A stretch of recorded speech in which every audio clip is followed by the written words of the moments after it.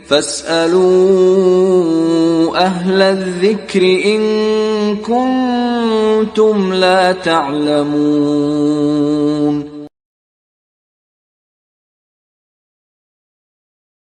آج کے اس اجلاس کے ہمارے دوسرے مقرر ہیں ہم سب کے رہبر و رہنما فضیلت الشیخ عبدالوہاب عبدالعزیز حفظہ اللہ سے میں ادباً گزارش کرتا ہوں کہ آپ ہمیں اپنے قیمتی نصیحتوں سے محظوظ فرمائیں۔ السلام علیکم ورحمۃ اللہ وبرکاتہ۔ الحمد للہ نحمده ونستعینه ونستغفره ونعوذ باللہ من شرور انفسنا ومن سیئات اعمالنا من يهده الله فلا مضل له ومن يضلل فلا هادي له واشهد ان لا اله الا الله وحده لا شريك له واشهد ان محمدا عبده ورسوله ارسله بالحق بشيرا ونذيرا اما بعد فان خير الحديث كتاب الله وخير الهدي هدي محمد صلى الله عليه وسلم وشر الأمور محدثاتها وكل محدثة بدعة وكل بدعة ضلالة وكل ضلالة في النار۔ أعوذ بالله من الشيطان الرجيم، بسم الله الرحمن الرحيم۔ والسابقون الأولون من المهاجرين والأنصار والذين اتبعوهم بإحسان رضي الله عنهم ورضوا عنه وعد لهم جنات تجري من تحت الأنهار خالدين فيها أبدا ذلك الفوز العظيم۔ محترم علماء کرام، ذمہ داران جماعت و جمعیت، حاضرین، بزرگوں، نوجوانوں، بچوں اور میری اسلامی مائی بہنوں، آج عظمت صحابہ کے عنوان پر مرکزی مسجد اہل حدیث خول بازار میں جو دینی مجلس قائم کی گئی ہے، دعا ہے کہ اللہ رب العالمین اس مجلس کو بابرکت بنائے اور اس میں حاضر ہونے والوں کو اللہ رب العالمین اجر و ثواب سے نوازے، اور اس دینی مجلس کی برکت سے اللہ رب العالمین ہمارے دلوں میں توحید کی اہمیت، جناب محمد الرسول اللہ صلی اللہ علیہ وسلم کی ذات مبارکہ سے محبت، اور آپ کے اصحاب جن کے بارے میں عبداللہ ابن مسعود رضی اللہ تعالیٰ عنہ نے کہا، صحیح بخاری کی روایت ہے کہ عبداللہ ابن مسعود رضی اللہ تعالیٰ عنہ نے کہا کہ اللہ سبحانہ و تعالیٰ نے پوری کائنات کے انسانوں کے دلوں پر نگاہ ڈالی، نظر ڈالی، تو اللہ رب العالمین نے اپنی جانب سے آخری نبی کے طور پر جناب محمد الرسول اللہ صلی اللہ علیہ وسلم کا انتخاب فرمایا۔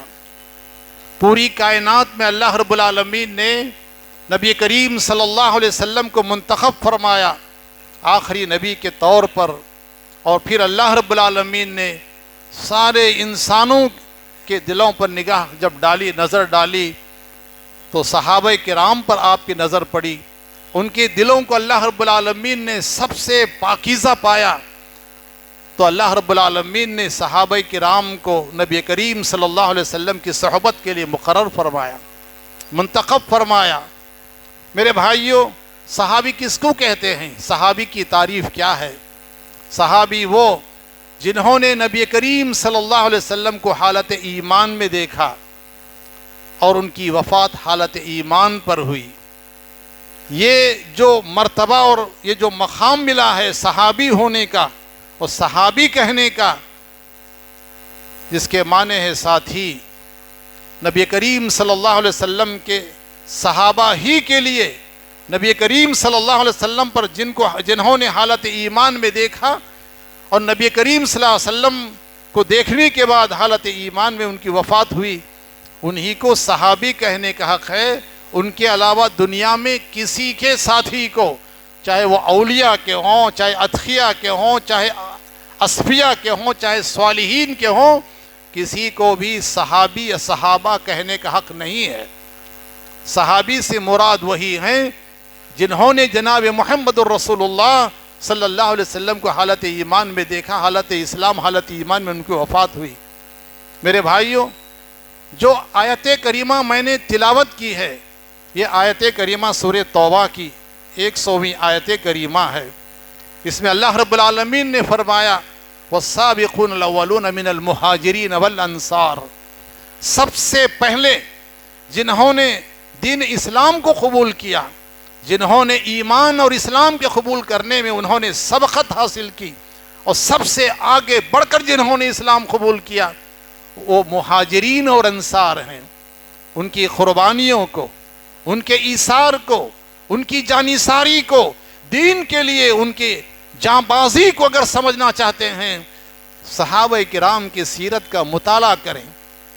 جماعت اہل الحدیث جو اصل میں اہل السنت والجماعہ ہے، اس کے عقیدے کو، اس کے منہج کو سمجھنے کی ضرورت ہے۔ جماعت اہل حدیث ہی وہ واحد جماعت ہے، کان کھول کر سن لیں اور اس کو آپ اپنے گرہ میں باندھ لیں۔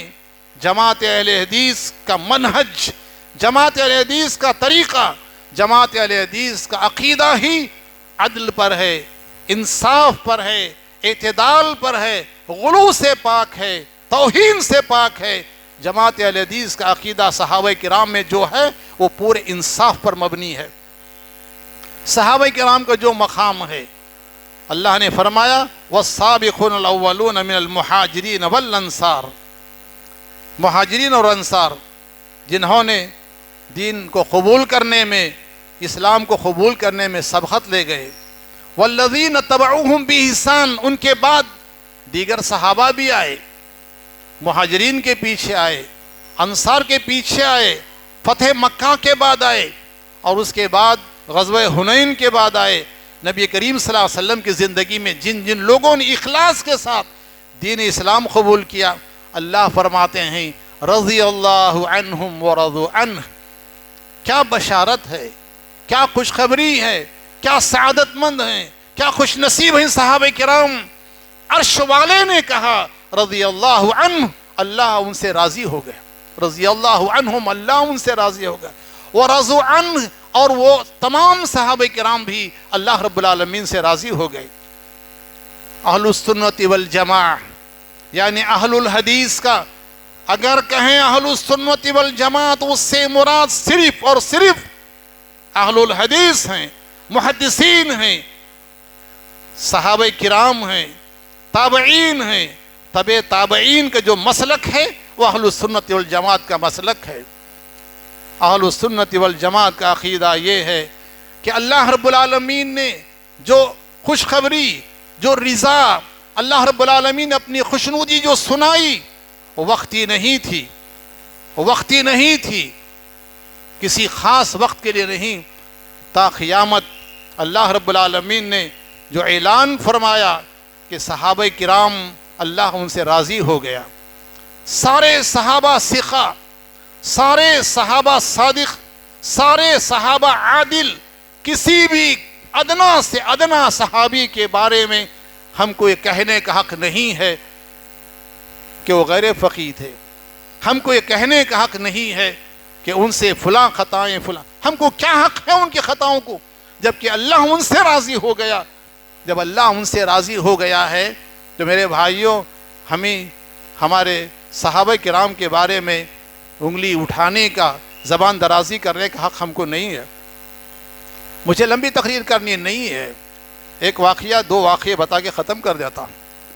آپ دیکھیے حضرت حاطب بن ابی بلتہ رضی اللہ تعالیٰ عنہ، مخلص صحابی حاطب بن ابی بلتہ رضی اللہ تعالیٰ عنہ صحابی تھے۔ پیارے نبی جناب محمد الرسول اللہ صلی اللہ علیہ وسلم کا یہ معمول تھا کہ جب آپ جنگ پہ نکلتے، غزوے پہ نکلتے، تو آپ صلی اللہ علیہ وسلم ظاہر فرما دیتے کہ آپ کا رخ کس طرف ہے اور آپ کہاں جا رہے ہیں. لیکن فتح مکہ سے پہلے اللہ کے نبی صلی اللہ علیہ وسلم نے صحابہ کرام کسی سے ظاہر نہیں فرمایا کہ آپ کا ارادہ کہاں کا ہے، لیکن صحابہ کو حکم دیا کہ غزوے پہ نکلنا ہے، جنگ پہ نکلنا ہے، تیاری کی جائے. صحابہ کرام نے تیاری کی.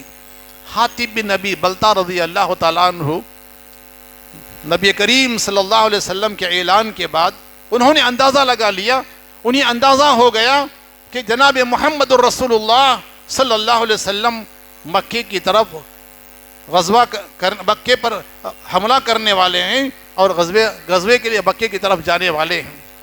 میرے بھائیو، حاطب بن نبی بلتا رضی اللہ تعالیٰ عنہ نے ایک خط لکھ دیا، لکھ کر کے ایک عورت کے حوالے کیا کہ جاؤ جا کر کفار جو قریش کے کفار ہیں، کفار مکہ کے حوالے وہ خط کر دیں، جس میں انہوں نے یہ لکھا تھا کہ نبی کریم جناب محمد الرسول اللہ صلی اللہ علیہ وسلم غزوے پر نکلنے کی تیاری کر رہے ہیں. میرا اندازہ ہے کہ آپ صلی اللہ علیہ وسلم مکے کی طرف آ رہے ہیں. میرے بھائیو، یہ کتنا بڑا جرم تھا، کتنا بڑا جرم تھا. آج کے اس زمانے میں یہ جنگی مجرم اور آج کے زمانے میں وطن کے دشمن، دیش دروہی کہے جا سکتے ہیں، اور ان کی سزا کتنی بڑی ہو سکتی ہے. اللہ کے نبی صلی اللہ علیہ وسلم نے حضرت علی کو بھیجا صحابہ کے ساتھ، فلاں مقام پر جاؤ، ایک خط تم کو ملے گا اس عورت کے پاس، وہ خط لے کر آ جاؤ. حضرت علی گئے، صحابہ گئے، پکڑ لیا اس خاتون کو. آپ نے فرمایا تھا کہ وہ پانی کے مٹکے لے کر جا رہی ہوگی اپنی اونٹنی پر، اس کے پاس خط ہے، لے کر آؤ. حضرت علی نے کہا خط نکالو. کہا کیسا خط؟ کہاں کا خط؟ میرے پاس کوئی خط نہیں ہے، میں جانتی نہیں کچھ بھی.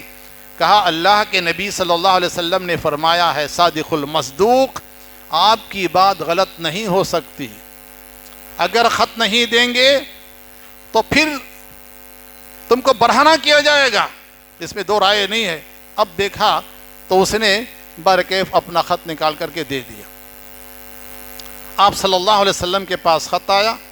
خط کس نے لکھا تھا؟ صحابی رسول حاطب بن نبی بلتا نے.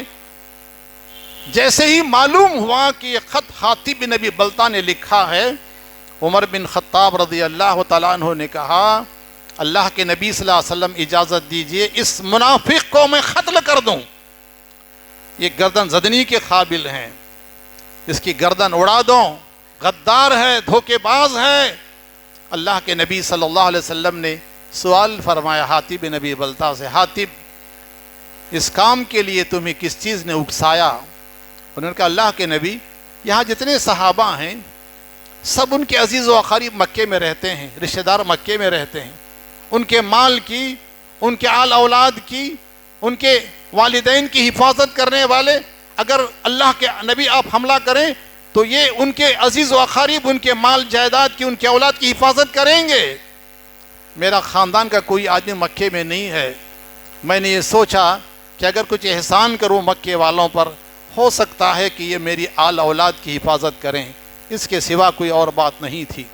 اللہ کے نبی نے فرمایا یہ غلط نہیں کہہ رہے ہیں، سچ کہہ رہے ہیں. حضرت عمر نے کہا اللہ کے نبی یہ منافق ہے، اس کی گردن ماری جانی چاہیے. اس وقت اللہ کے نبی نے فرمایا عمر تمہیں معلوم ہے یہ بدری صحابی ہیں، یہ بدر میں شریک ہوئے تھے، بدری صحابی ہیں.